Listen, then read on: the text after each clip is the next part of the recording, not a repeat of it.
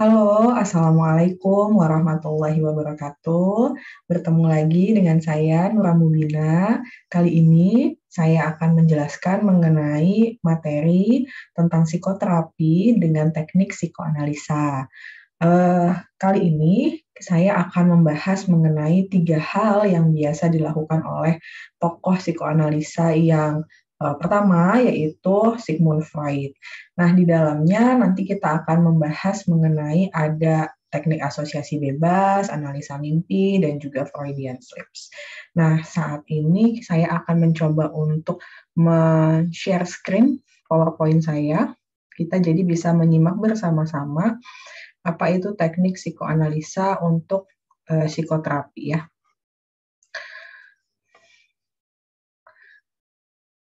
Mungkin teman-teman sudah bisa lihat, saya akan buat jadi full screen. Seperti yang tadi saya sebutkan, di sini nanti akan kita bahas mengenai asosiasi bebas, analisis mimpi, dan Freudian slips. Nah, ini adalah contoh gambar Freud ketika menangani pasiennya. Jadi memang Freud akan berada di belakang si pasien, dan pasien akan diberikan tempat duduk atau tempat tidur khusus gitu ya, di mana dia akan merasa lebih santai. Dia juga akan tidak melihat Freud gitu ya, tidak melihat Freud ada di depannya, dengan harapan bahwa bisa merasa lebih bebas, bisa mengeluarkan seluruh apa pemikiran, perasaan yang mungkin selama ini dia pendam. Mungkin teman-teman yang melihat gambar ini juga bisa ingat tentang tentang scene-nya antara siapa itu SpongeBob dengan Plankton ya. SpongeBob dan Plankton. Waktu itu SpongeBob-nya jadi pasiennya, kemudian Plankton dengan kumis yang seperti Freud gitu jadi terapis gitu. Nah, ini beginilah kondisinya. Memang waktu itu Freud punya pasien yang cukup banyak dari perempuan kalangan menengah atas gitu ya, yang mengalami ketidakstabilan emosi, kemudian juga berteriak-teriak gitu ya, tapi secara fisik tidak banyak ditemukan hal yang berbeda gitu dengan orang pada umumnya gitu. Makanya saat itu Freud kemudian mencoba untuk menelaah lebih lanjut, mengobservasi banyak sekali pasien, sehingga kayaknya ini ada gangguan yang lain selain gangguan fisiologis atau gangguan fisik seperti itu. Saya lanjut ke slide selanjutnya ya. Oke, mata kuliah ini adalah mata kuliah psikoterapi, jadi yang kita bahas adalah mengenai teknik-teknik atau langkah-langkah yang biasa atau bisa dilakukan untuk kemudian memberikan intervensi terhadap orang-orang yang mengalami gangguan klinis ya, begitu. Kita preview dulu. Konseling psikoanalisa diakui oleh Freud sebagai suatu pendekatan yang hanya tepat untuk kelompok individu tertentu. Memang betul, tapi sebetulnya tidak ada satupun terapi yang cocok untuk semua jenis individu atau semua jenis penyakit, atau semua jenis gangguan gitu ya. Kemudian dia hanya cocok untuk beberapa kalangan individu saja begitu. Sebentar saya cek dulu apakah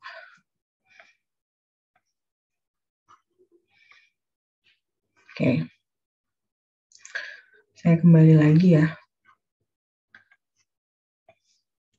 Nah, pada waktu psikoanalisa berkembang, gangguan mental dikelompokkan ke dalam 2 kategori berdasarkan tingkat keakutan. Akut ya, jadi kondisi yang tiba-tiba muncul gitu. Kalau akut, kalau kronis kan kondisi penyakitnya sudah bertahun-tahun lama dan menetap gitu ya. Tapi kalau akut tuh tiba-tiba muncul, yakni psikosis dan neurosis. Disebutnya psikosis dan neurosis. Nah, model tersebut akan menawarkan sebuah kerangka konseptual untuk pemahaman sejarah dari para klien. Jadi sejarahnya dicari dulu. Saya sering bilang ke teman-teman, kalau kita menemukan suatu keanehan atau hal yang berbeda di diri individu, kita tidak bisa berpikir bahwa tahu-tahu dia punya kondisi seperti itu.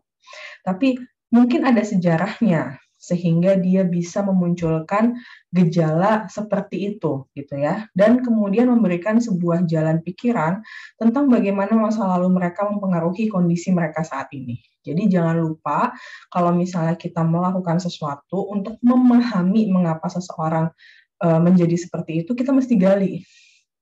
Kalau dengan teknik psikoanalisa ya, kita mesti gali ada apa di balik sejarah hidupnya gitu ya, di masa lalunya itu ada apa, karena bisa jadi kondisi masa lalu itu berpengaruh pada kondisi yang muncul, perilaku yang muncul pada diri individu di saat ini gitu. Nah, di dalam metode psikoanalisa, dimulai tahun 1886 ketika Freud bekerja sama dengan physician Burke ya namanya, untuk mendalami kasus-kasus pada pasien syaraf. Kemudian ia membuka prakteknya sendiri hingga kemudian banyak menangani histeria, kasus-kasus histeria. Kebetulan pasiennya kebanyakan perempuan dari kalangan menengah atas yang kemudian juga kalau histeria tuh kayak orang kesurupan gitu ya, berteriak-teriak, kemudian emosinya tidak stabil seperti itu. Lalu Freud ini mulai mengolah bahwa gejala histeria bukanlah berkaitan dengan perempuan aja sebenarnya, tapi laki-laki juga bisa. Cuma yang kebanyakan datang gitu ya ke Freud saat itu adalah para perempuan kayak gitu.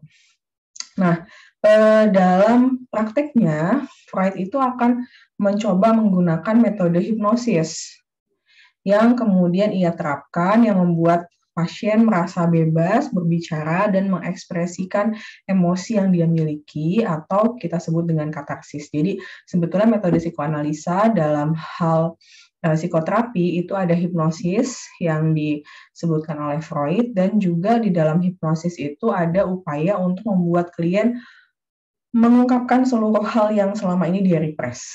Mungkin kamu masih ingat saat kita belajar kepribadian satu ya, atau teori psikoanalisa ya, itu ada yang kemudian ketika kita merasa tidak nyaman karena itu berbeda dengan tuntutan lingkungan, kita kemudian menekan itu ke alam tidak sadar milik kita, dan itulah disebut sebagai represi. Jadi hal-hal itulah yang menurut Freud mengganggu sehingga hal-hal yang direpres itu kemudian harus dikeluarkan yang disebut sebagai represi gitu. Nah, memahami tingkah laku manusia tidak cukup hanya dengan mengungkap aspek kesadarannya aja. Karena kalau misalnya di psikoanalisa memang akan membahas mengenai ketidaksadaran ya, jadi ada conscious atau kesadaran, serta unconscious ketidaksadaran. Nah, yang paling penting kalau menurut teknik psikoanalisa adalah mengungkap aspek ketidaksadarannya yang terhubung dengan masa lalunya, gitu. Setiap pengalaman di masa lalu berhubungan dengan kondisi dia saat ini, dan sangat mungkin kondisi masa lalu yang tidak menyenangkan itu akan dia repress, akan dia tekan ke alam tidak sadar, sehingga dia seakan-akan lupa, tapi tetap mengganggu dan bisa jadi membuat dia memunculkan banyak perilaku-perilaku yang tidak fungsional atau maladaptif gitu ya di masa dia saat ini begitu. Nah, sumbangan dalam bidang pendidikan dan perkembangan mengenai pemahaman pentingnya masa-masa 5 tahun awal dalam perkembangan manusia ini adalah pemikirannya Freud. Jadi Golden Age itu berasal dari pemikirannya Freud, karena memang bagaimana manusia itu punya pengalaman pertama dengan lingkungannya, yang bisa jadi itu adalah orang tua, pengasuh gitu ya, keluarga gitu ya, itu akan berpengaruh pada kondisi-kondisi manusia itu di masa dewasanya seperti itu. Pelakuan dan pendidikan yang dia terima pada tahun-tahun awal akan membentuk kehidupan anak dan menentukan juga perkembangan individu selanjutnya. Di masa remaja, di masa dewasa, di masa lansia, kayak gitu. Nah, sumbangan dalam bidang psikoterapi berupa teknik pengobatan terhadap penderita gangguan jiwa, atau yang tadi kalau di Freud disebutnya sebagai psikosis dan neurosis, dengan metode asosiasi bebas dan analisis mimpi. Jadi, metode ini digunakan untuk mengungkap dulu apa sih sebenarnya sejarah yang terjadi di masa lalu kemudian digunakanlah metode lain lagi yang disebut tadi hipnosis dan hipnosis dan katarsis untuk kemudian membuat individu itu jadi lebih tenang gitu. Sehingga harapannya nanti si histeria, si gejala-gejala klinis yang tadi disebutkan bisa menurun kemunculannya. Nah, pemahaman adanya mekanisme pertahanan diri dalam diri manusia untuk mengatasi kecemasan yang dialami. Sebagai terapis, kita mesti tahu ya jenis mekanisme pertahanan diri manusia untuk mengatasi kecemasan-kecemasan yang dialami oleh orang tersebut. Nah, memang kalau mau belajar teknik psikoanalisa, kayaknya memang butuh buka-buka kembali masalah ini ya teorinya Freud ya di mata kuliah kepribadian 1. Di situ kan kita akan bertemu lagi dengan teorinya Freud bahwa ketika manusia mengalami cemas, dia akan mencoba untuk mempertahankan dirinya di hadapan lingkungan sosial, yang artinya dia akan membangun suatu mekanisme pertahanan diri atau defense mechanism. Nah, defense mechanism itu kan tidak selamanya buruk sih sebetulnya, karena kalau misalnya lingkungan terlalu menuntut kita tetap harus bisa bertahan berhadapan dengan lingkungan itu kan. Cuma masalahnya kalau kita menggunakan defense mechanism itu terlalu kaku, maka kemungkinan besar kita akan sangat lelah. Sehingga itu yang kemudian menurut teori psikoanalisa dan menurut Freud, ini yang akan mengganggu perilaku kita sehari-hari di masa saat ini gitu. Oke ya. Saya lanjut.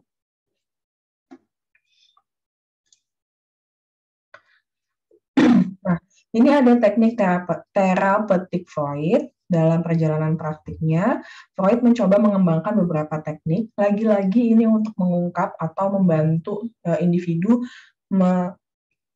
melakukan katarsis terhadap hal-hal yang kemudian di-repress. Yang pertama adalah tadi sudah beberapa kali saya sebutkan, ada asosiasi bebas.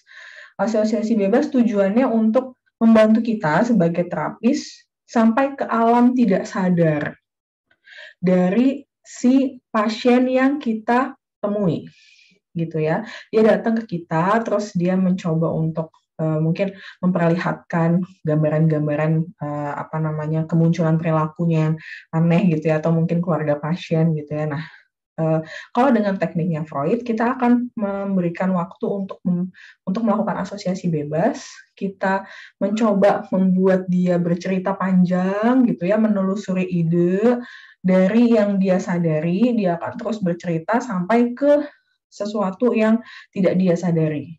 Nah, metodenya biasanya seperti yang tadi ya, gambarannya yang Freud ada di belakang si kliennya itu, si pasiennya itu, gitu. Menelusurinya melalui serangkaian asosiasi dan mengikuti kemana ide ini pergi. Bebas aja. Bercerita secara bebas. Yang penting hal-hal yang selama ini dia pendam, dia repress, itu bisa punya kesempatan untuk naik gitu ya, lalu diceritakan dan diekspresikan. Yang kedua, selain asosiasi bebas, ada namanya analisis mimpi. Analisis mimpi ini untuk menyadari manifest konten atau hal yang dari mimpi dan bagiannya itu disadari oleh orang yang bermimpi ya. Pada mimpi menjadi laten konten, sesuatu yang sebetulnya tidak disadari, tapi itu adalah inti dari mimpinya dia. Jadi manifest konten itu adalah bungkusnya dari laten konten. Misalnya seseorang bermimpi dikejar-kejar, misalnya gitu. Dikejar-kejarnya ini adalah manifest konten. Jadi sesuatu yang membungkus, tapi kita harus membuka bungkusan itu sehingga kita tahu laten kontennya atau makna dari si dikejar-kejar ini tuh apa, gitu ya. Itu adalah laten konten yang sifatnya lebih mendalam, sifatnya harus diinterpretasikan gitu, harus diterjemahkan, harus dibantu untuk diterjemahkan dan dipahami melalui analisa mimpi ini. Oke ya, lanjut. Nah, tujuan dan fungsi terapi psikoanalisa secara sederhana gitu ya, ada 2 tujuan, yakni menyadarkan alam sadar dan memperkuat ego.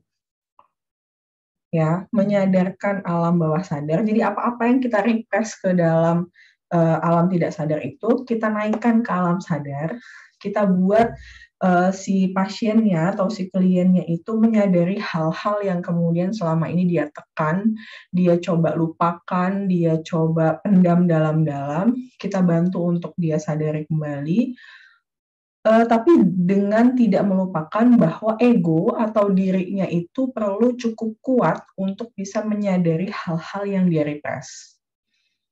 Gitu ya, mungkin kalau kalian mengingat kembali di teori psikoanalisa itu kan ada 3 komponen tuh, si id, ego, superego ya kan.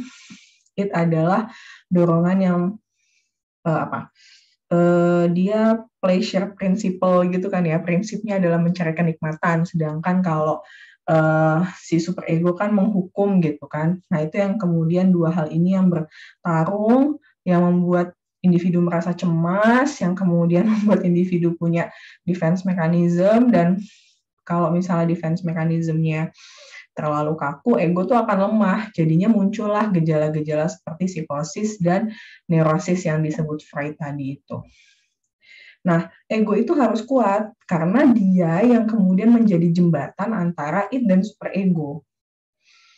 Bagaimana dia bisa mengendalikan, mengelola si id gitu ya, mengelola id yang kemudian kayak dari bawah tuh dorong-dorong ke atas terus, dan bagaimana juga dia bisa mengendalikan superego sehingga hukuman-hukuman yang kayaknya bakal datang dari lingkungan itu bisa dia hadapi dan dia terima gitu.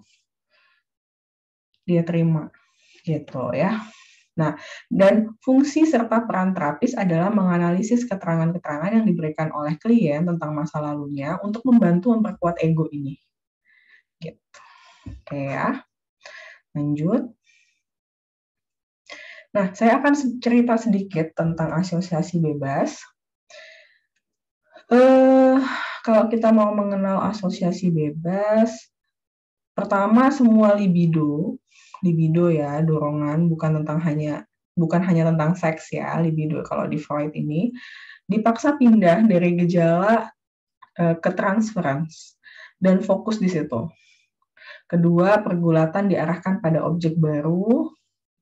Melalui proses ini, libido pun terbebaskan, karena biasanya libido akan terhubung dengan id yang kemudian biasanya memang tidak ingin kita akui keberadaannya gitu, dorongan-dorongan bahwa kita ternyata punya keinginan untuk menikmati hal-hal yang indah, yang menyenangkan gitu ya, itu suka agak malu untuk diakui.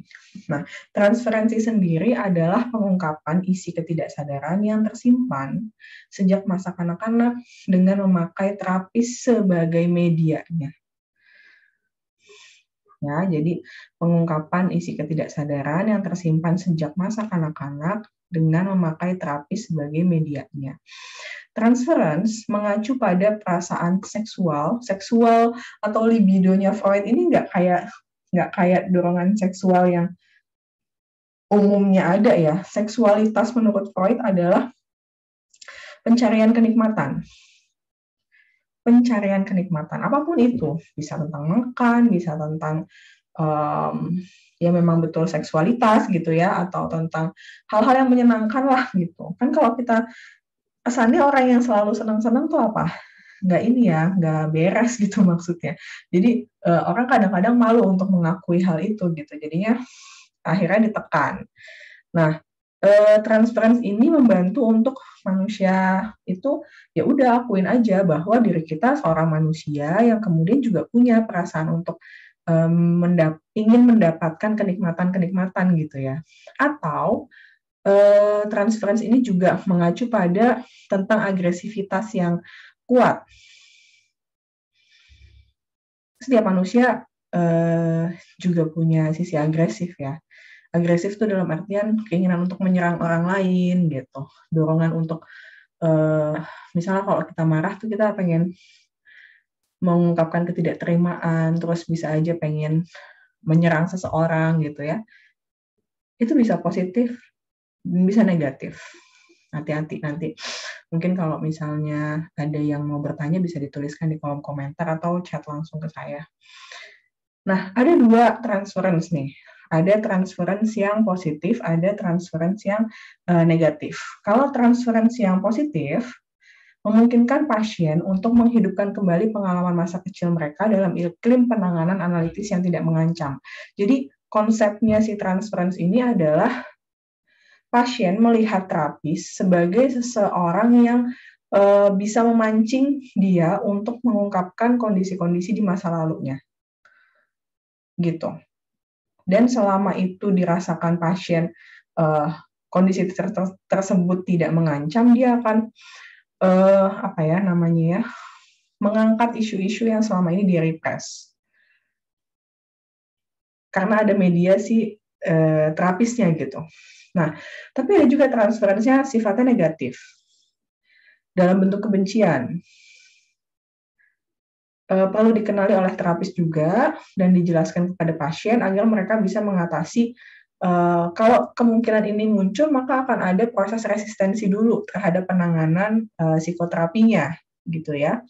Nah, resistensi yaitu beragam respon tidak sadar yang digunakan oleh pasien untuk menghambat kemajuan mereka selama terapi, tapi bisa jadi ini adalah sinyal positif yang berarti terapi mulai meninggalkan ranah superficial, ranah dangkal, dan menuju ranah yang membuat kondisinya itu jadi lebih mendalam gitu loh. Gitu. Karena kondisi pasien sudah mulai bisa berinteraksi dengan terapisnya gitu. Gitu ya. Oke. Prosedur teknik asosiasi bebas. Teknik asosiasi bebas tentu saja dilakukan dengan wawancara-wawancara pendahuluan oleh terapis. Ya, jadi ini untuk menggali penggalian awal lah ya, proses penggalian awal. Setelah itu klien diberi sebuah kata dan diminta oleh terapis untuk menjawab dengan kata pertama yang muncul dalam pikirannya dia. Peranan terapisnya sangat pasif. Terapis duduk dan mendengarkan, kadang-kadang mendorong klien dengan mengajukan pertanyaan-pertanyaan bila klien kehabisan kata. Gitu ya. Ketika sedang asosiasi bebas berlangsung, terapis tidak melakukan interupsi apapun bila klien sedang berbicara. Jadi memang prosesnya bisa lama ya.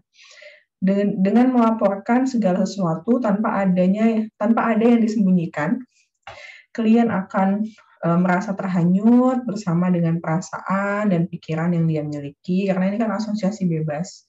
Jadi dia bebas-bebas saja untuk kemudian berpikir, merasa, menyampaikan sesuatu, dan kita sebagai terapis tidak perlu memotong pembicaraannya dia, bertanya lebih lanjut, kecuali ada fase stuck di sana.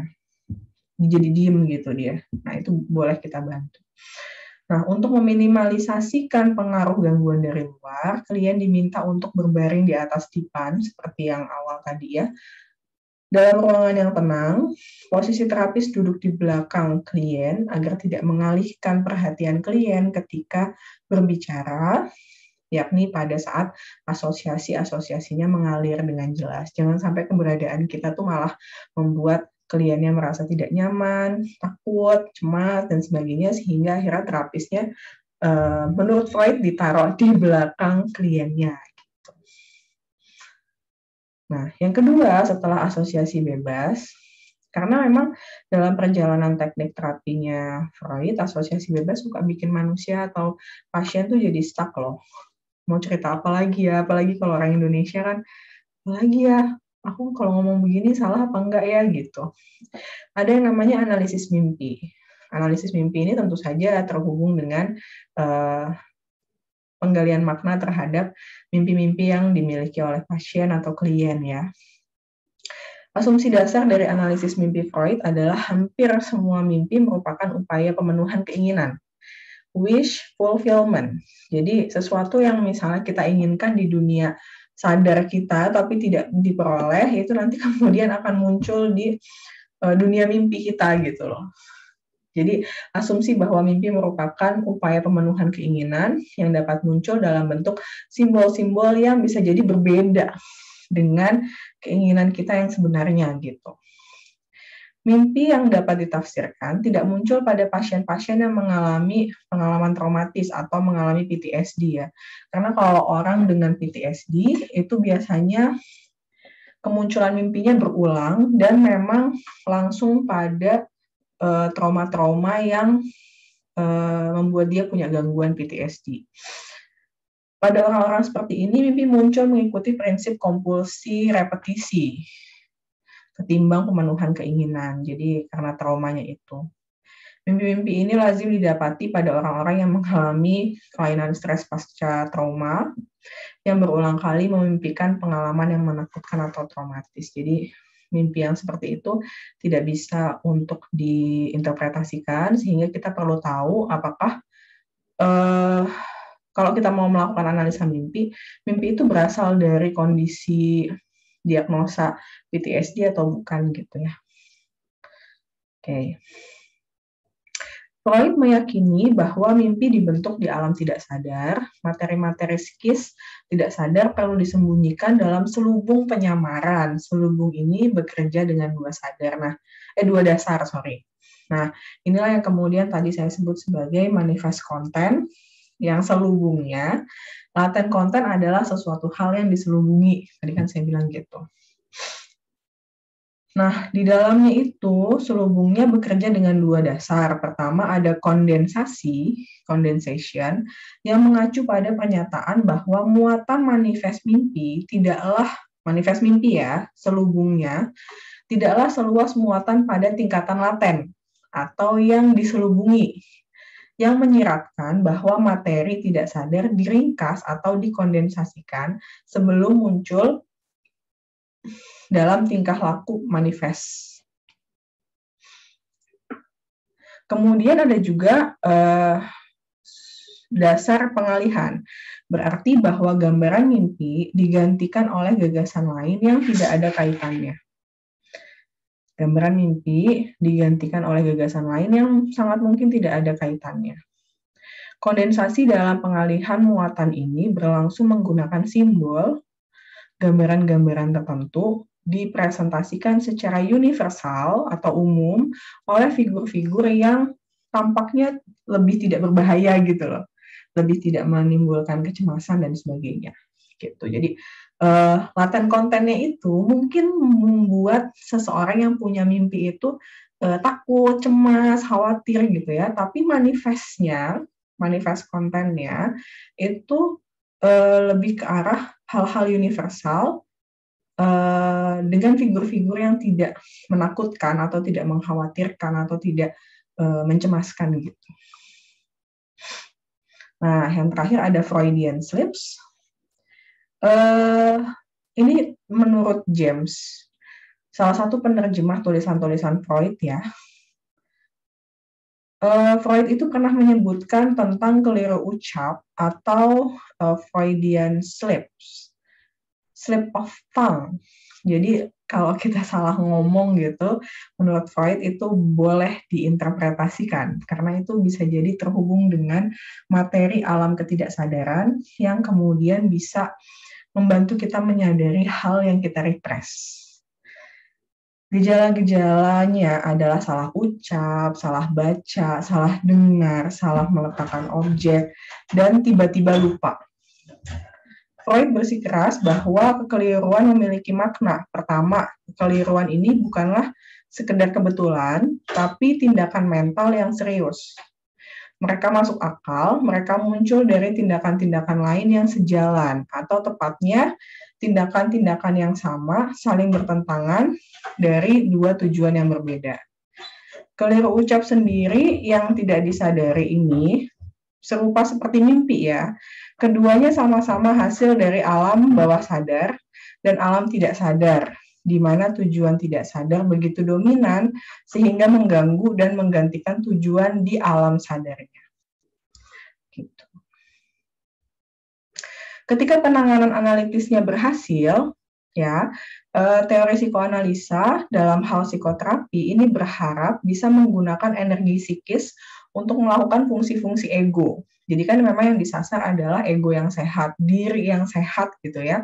Dan mereka yang berhasil mengembangkan ego yang cukup sehat ini akan bisa menerima pengalaman-pengalaman yang dulunya direpresi sehingga dia bisa berhadapan dengan lingkungan dengan lebih sehat dan gejala-gejala neurosis serta psikosisnya diharapkan akan menurun kemunculannya. Namun juga perlu ada kritik yang diajukan gitu ya untuk teknik terapinya Freud. Freud sendiri mencatat adanya sejumlah keterbatasan dari penanganan psikoanalisis. Satu, tidak semua kenangan masa lalu bisa atau sebaiknya dibawa ke alam sadar. Kenapa? Karena memang ada pengalaman-pengalaman yang sebaiknya ya udah kalau udah lupa ya udah gitu ya. Kemudian yang kedua, proses terapeutiknya panjang dan melelahkan sehingga praktek konseling psikoanalisa sering dihindari karena dipandang terlalu banyak mengkonsumsi waktu, tenaga, dan biaya. Pertemuan terapeutiknya bisa dilakukan 4 atau 5 kali seminggu, 1-2 jam pertemuan selama 3 tahun. Jadi ini lama banget. Gitu. Oke, sebentar ya.